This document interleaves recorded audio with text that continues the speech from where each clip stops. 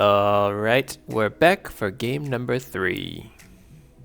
This time we're going for sub 15 minutes on the YouTube video. I think I have a good shot of that. This here we have is a men's double game again, the same partner as before in game 1. Rally scoring, no switching sides. First to 21, we do freeze at 19 and 20, though I don't think any freezing happens in this game. We end up winning 21-17. A little bit of spoilers, but don't watch this for the points anyways, because otherwise I'd just play the whole game. Got a different camera angle to start this one off, but it does transition to a more standard one later. My camera woman was popping off with the angles. Without any further ado, I think we'll get right into it. We've got point number 1 here, and let's just have a watch through and see what happens.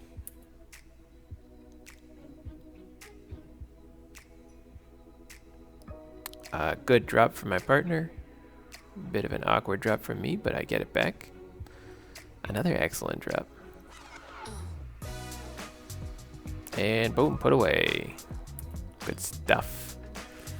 The point I want to focus on here is this recovery from me. So my partner hits the ball with a nice drop, and I hit a pretty high ball there because I have to bend down and slice for it.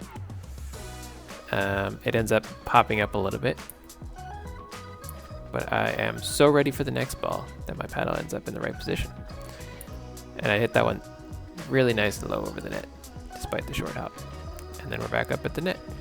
So the lesson here is don't panic when you hit the ball a little bit high. I take a step back, but I split step, stop moving, and I'm ready for the next ball. A point for us to start. Thought I'd start on a positive note this time. It won't go on for too long, don't worry.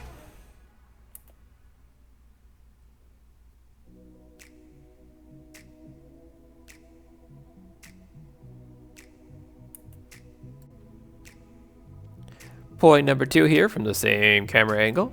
This one actually is also a point for us. Let's have a look at it. Serve from me. Third shot drive to a pretty decent recovery and a couple of nice drops to get to the kitchen. Partner's just, looking at his face actually in the post editing, it actually looks like it might have gone out. I'm not 100% sure because we can't see the ball, but it doesn't look. Yeah, he says kind of interesting. Anyways. The highlight on this one here is the drive drop combo. So this is gaining a lot of popularity in pickleball right now. That is going for the third shot drive into the fifth shot drop. So let's just watch it one more time in full. That's the serve. Go for a drive here and a drop. And it's a good drop because he's hitting low to high, which is what you want your opponent to do. Now, the key to this shot is that you have to be ready for the drop after the drive. You'll notice I drive, and then I'm back in ready position right after it. And back in ready position. And the ball's already coming back at me. And then I hit it just nice and soft into the kitchen. So that's the key takeaway there from the drive drop. I don't do it all the time. I think I've highlighted it in one of the previous videos where I drove with too much force and my body was completely not ready for the subsequent drop. So a very important shot to learn in pickleball, one that I will continue to get better at.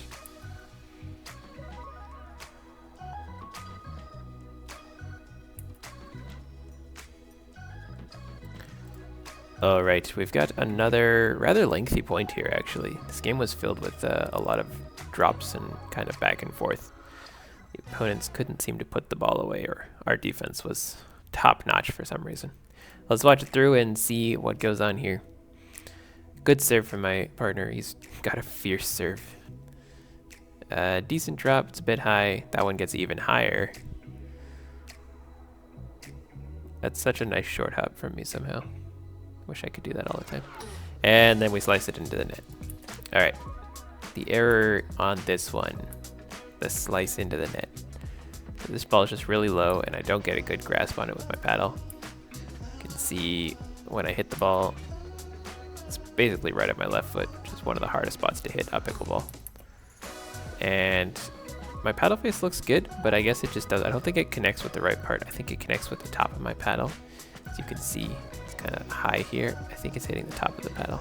And apparently we have yellow ink now instead of orange. That's news to me.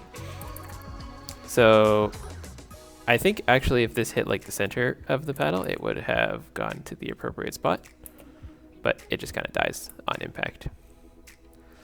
The issue, my paddle was out of position. It's a hand-eye coordination issue.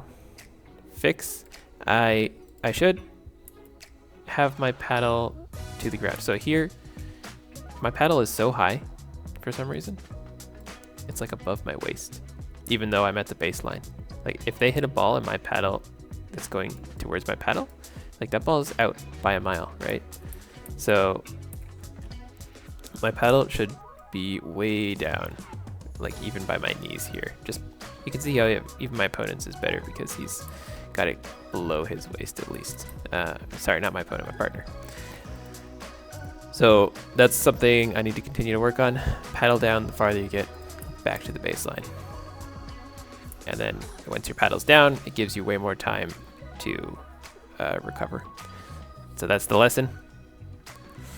Learn from it, Mark. We're back to normal camera angles. Welcome to the world of the living. This one's a bit awkward from me. We'll watch it through here.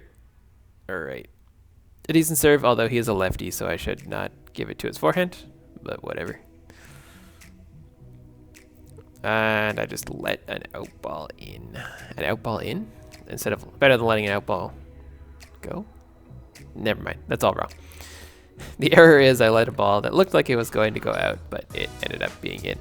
The issue that I perceive is I was not ready to put away the ball after I got the pop-up.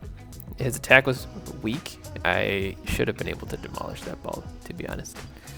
The fix for this, I need to be better at anticipating the next shot from my opponent. So what's the lesson here in the takeaway? Let's see if I can pause it right. So if you see here, this is something I really, really want to get good at because I think this is the next level of pickleball for me. His paddle face is open, right? So right here. His paddle face is pointing up. So unless he does a crazy last minute adjustment, the ball that he's going to hit should be expected to pop up, right? Which it absolutely does. If we watch the clip through again, it goes way high right over my shoulder, even though he does some crazy spin move there at the end. Oops. He actually puts like a slice on it, which is even more interesting that it ended up staying in. But yeah, so what I should do here is like, look at that shot. I should be able to recognize his paddle angle, see that it's facing up, and then my paddle needs to go over here, like straight up by my chest, because I think it's going to go up towards my head. So if my paddle's up, then I can, instead of letting the ball go over my shoulder, I can just absolutely send it straight back through the midcourt there. So this is something that I'm really trying to work on. I don't actually know a good way to work on it yet. I have not put an action plan into place, but it's what I want to get good at next in pickleball in order to level up further.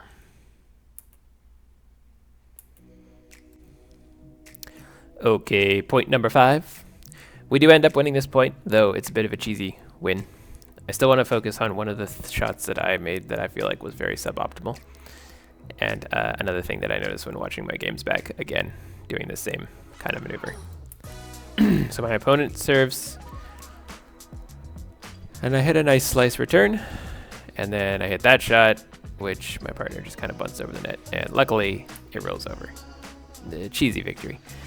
The shot that I don't like here is this one here. So I hit that shot, my paddle face is so open, and that ball is so high.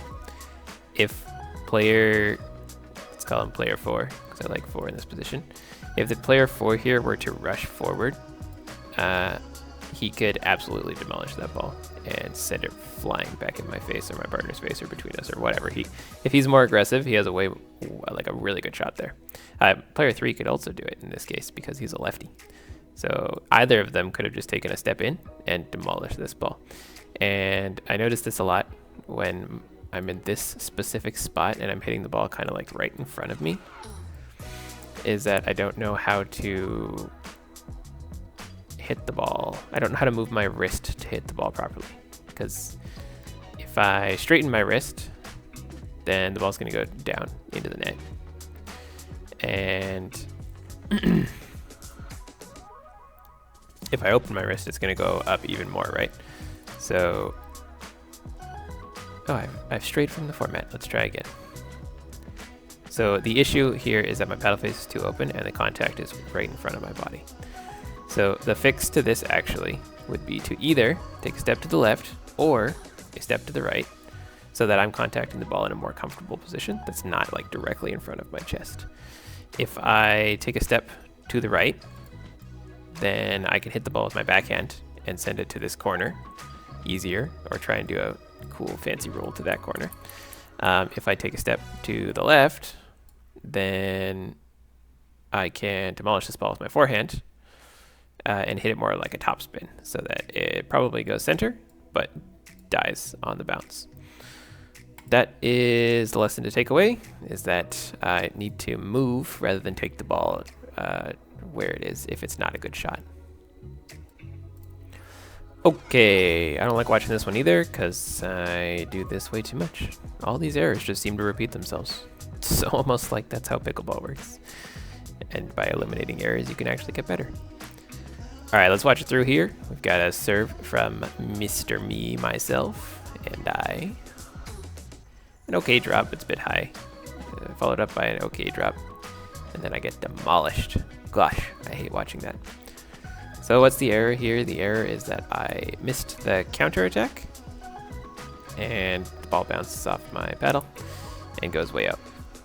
The issue, I guess there's two issues. There's kind of a two-way fork here that you can do, as often is the case in pickleball. So we'll do the first one here. What I think I should do instead is when I hit this drop, this one, yes, it bounces, and yes, I can rush to the kitchen.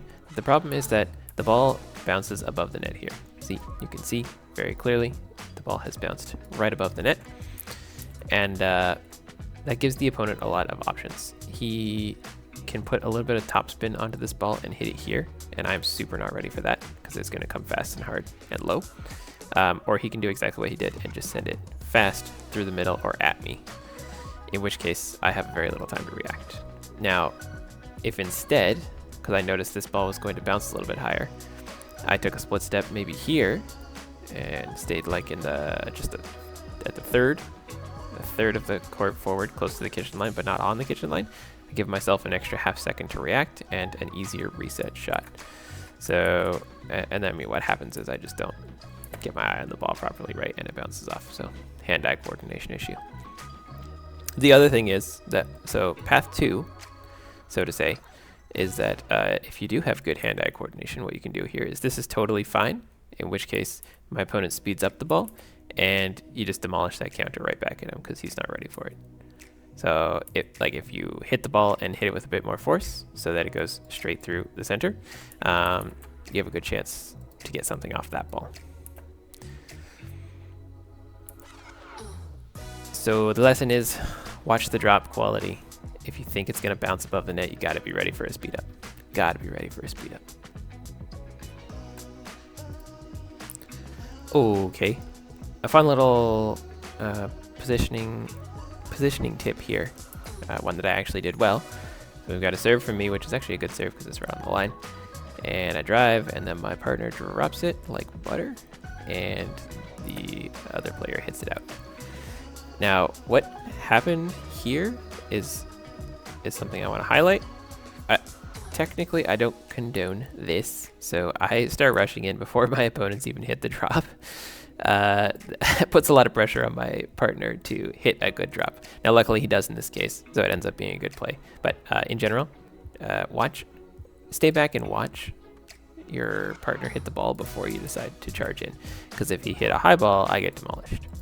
He doesn't, so it's a nice drop. And now I'm up at the kitchen and my opponent's looking straight down, right? But like you can see, I'm here, so if the opponent decides to speed up the ball to me, then I can demolish it on the counter. So what he has to do is he has to hit it to the side, either that way or that way, both of which are much harder shots for him to make, and obviously that's what ends up happening. He tries to hit a line shot and it just goes out. So it's a cool thing you can do in pickleball where you just like rush the net if you're confident and your partner hits a good drop. Then you put a lot of pressure on your opponent to hit a more difficult shot, giving you some leeway. We've got another point in our favor. That makes like 4 this game. It's unprecedented. I won't make it a habit. Good drop from my partner. Pretty bad drop from me, but we get it back. And we get it back again. And then, oh, a little cheeky put away there at the net. Kind of like a backhand flick / roll. Kind of neat. The thing that I like here is obviously a lot of patience to get to the net. It's a pretty good drop. And then this one here, I recognize as soon as I hit the ball, you can see me start running. As soon as I hit the ball, I'm in motion, right? I'm like, oh, that was a good drop, so we're going in now.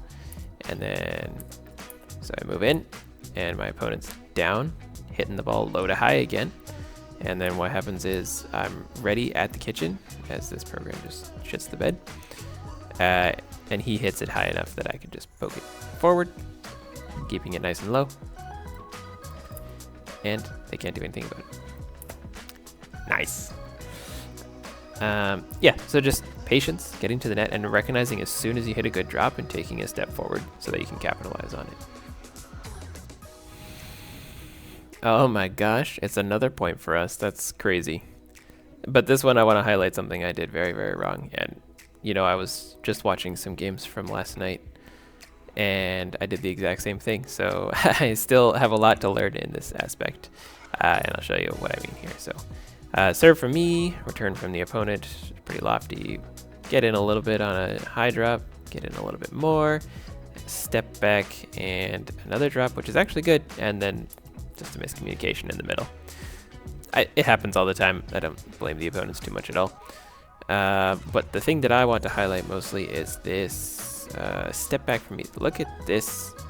We'll just go back a little bit farther and watch it leading up. So I had a decent drop. My partner hits an okay drop. He's able to take it out of the air still. He's hitting a little bit low to high. This guy hits the ball so high. Like, it's past the kitchen line. It's still basically above my waist. And what does Mark do? Of course, Mark takes a step back to be defensive. I don't know why I can't get it in my head to be aggressive on a shot like that, but for whatever reason, it does not cross my mind. So, I mean, thankfully we managed to get the point, and I hit a kind of a nice slice drop there. But imagine for a second, right? On this shot here, I see him hit the ball and it goes up. Man, if I just take one step right here, maybe even one step like slightly that way so that I can hit it with my forehand, then... And I have to get low, so like bend my knees a bunch. But if I'm like here, oh gosh, it's too cluttered. There we go. If I'm here and the ball's here, like I can do what I did last point, poke it down there. I could get really low and actually manage, like if I bend my knees, I can spike the ball at one of them perhaps. I just have so many more options, and it's so much more pressure on the opponents rather than playing on the defensive when I actually have a moment to play on the offense.